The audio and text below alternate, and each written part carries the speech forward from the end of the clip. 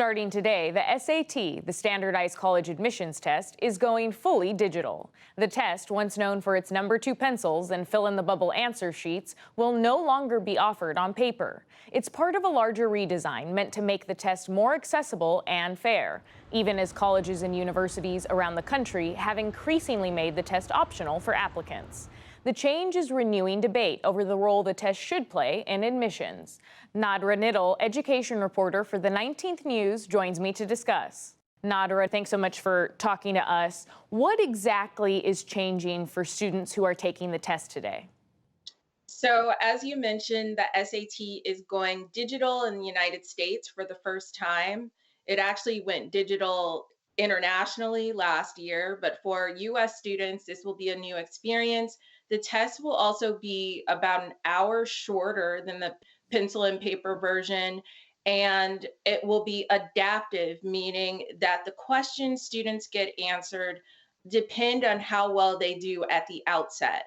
Why did the College Board, the nonprofit that runs SAT programs, make this change? Well, I think one of the reasons is just, young people today, teenagers, they're digital natives. So this will be very familiar to a lot of them, changing this format. And the paper version was considered outdated. Some of my sources told me that they also think this is a way to make the test more attractive as colleges and universities increasingly make it an optional admissions requirement. So, by making it shorter, making it digital, even making it adaptive are all ways to make it more attractive to students. Do these changes do anything to address some of the long-standing complaints about the SAT, that it plays into inequities, especially for girls, students of color, and low-income students? So, I've heard some mixed responses from my sources about this topic. There really is nothing necessarily in the test in terms of the questions you would get asked that would make it, I guess, easier or narrow the gaps for some students in terms of their performance. But some people think even just by making it shorter, that might help students with learning differences. Um, Even by making it adaptive, some of my sources think that could make students less anxious and that could improve their scores.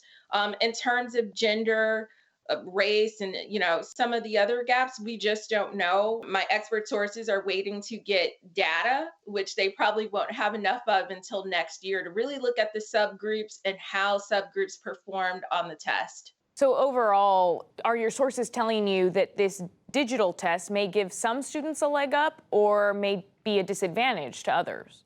So some are saying, especially with students for learning differences, just by making it shorter, just by having adaptive, questions instead of giving everyone the same questions, that could be helpful. But some of my other sources who have been long-term critics of the SAT don't think this test is really going to do anything different. They think it's the same test, it's just a little shorter, and now it's digital instead of on paper.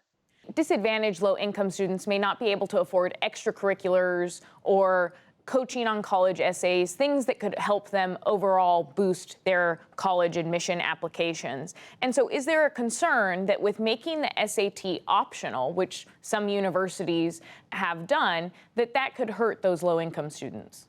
Some of the SAT supporters are arguing that, hey, if a student from an socioeconomically disadvantaged background happens to take the SAT and does really well on it, that student might qualify for scholarships. They also might qualify for admission at an elite institution that maybe just by grades alone, they wouldn't have been admitted to. So there's an attitude of, you know, why not just take the test, see if you do well on it, and if you do, submit the scores. The other thing is during the pandemic, when the test optional movement really started to gain ground, a lot of students who were applying to Ivy League institutions and other elite institutions were still turning in their test scores anyway. So by making it now a requirement again, some of my sources believe they actually are leveling the playing field.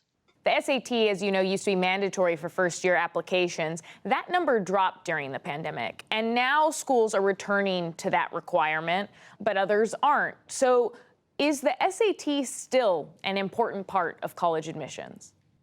I definitely think it's still an important part, especially for those, the top tier students who are really trying to get into the best schools in the country.